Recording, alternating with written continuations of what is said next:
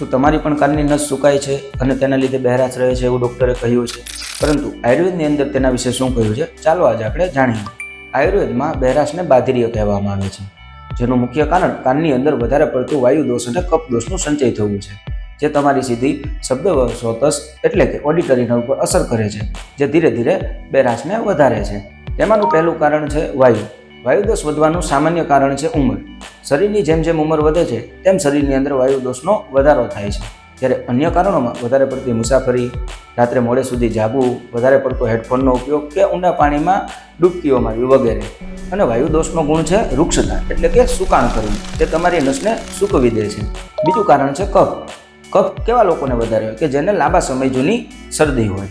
આયુલોક આયુર્વેદ હોસ્પિટલમાં અમે કાનના રોગની યોગ્ય તપાસ, યોગ્ય નિદાન અને મૂળ કારણ સમજી જડમૂળથી સારવાર કરીએ છીએ. જો તમને પણ કાનની કોઈ પણ પ્રકારની સમસ્યા હોય તો આજે જ અમારો સંપર્ક કરો. ધન્યવાદ.